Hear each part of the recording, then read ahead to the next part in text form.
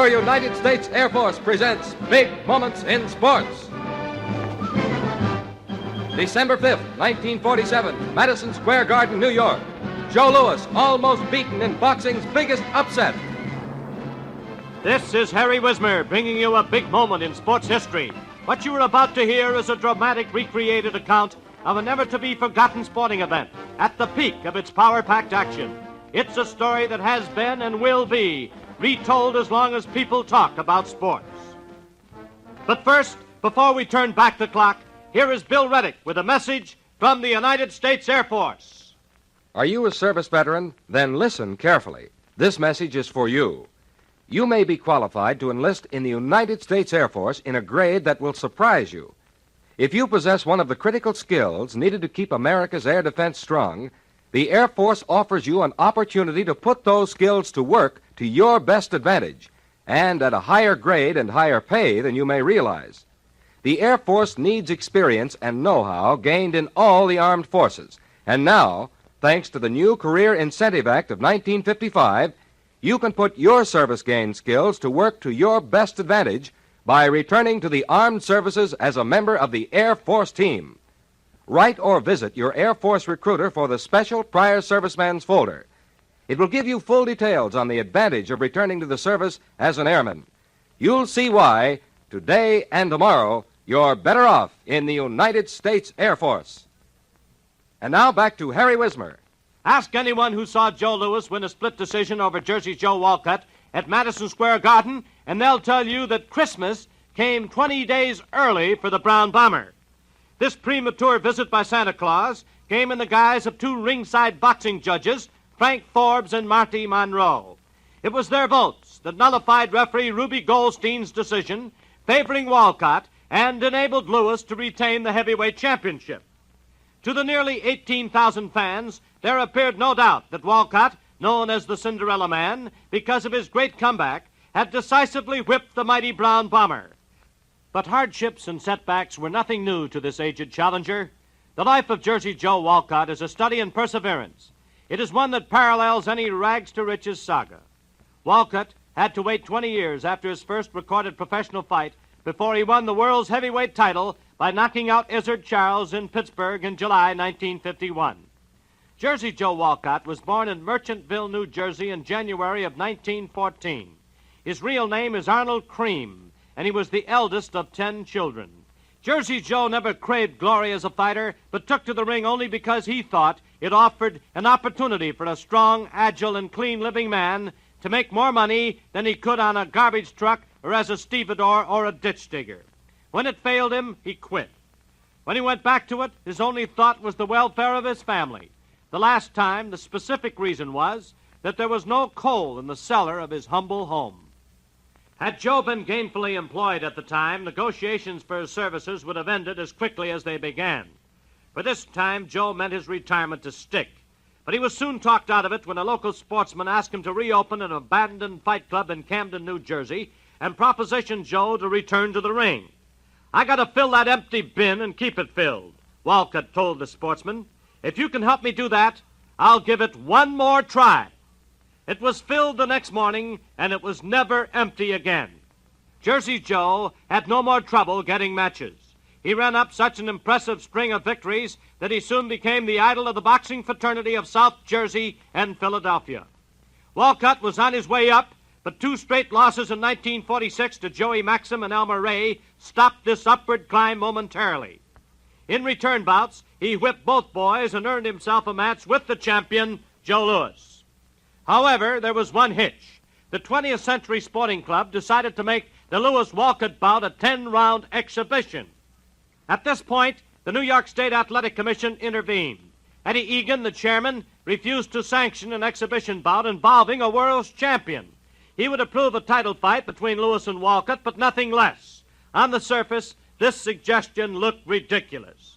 Jersey Joe had lost his last bout in the Garden to Elmer Ray. He was 33 years old, and what's more, he was the father of 6 children. Louis was also 33, but he was a fighter apart from all others. Undetected at the time was the slowing down of Louis's reflexes. That December night in 1947, when the ring announcer introduced the contestants, Walcott weighed 194.5 and Lewis 211. The jam-packed garden got its first thrill right at the start.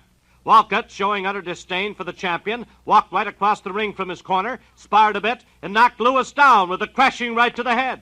The champion was up immediately, but there was a bewildered look on his usually unexpressive face.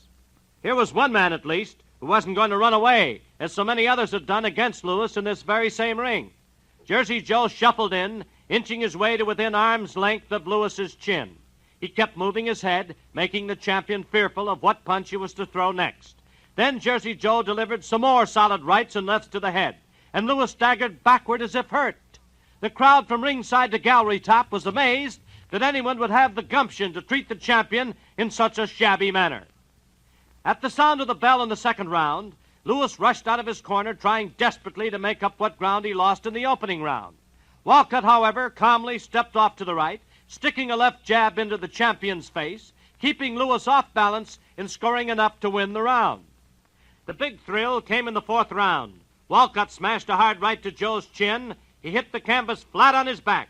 He rolled over on his stomach at 4, looked to his corner for advice. At 7, he was up and ready to face the challenger. The crowd was in an uproar.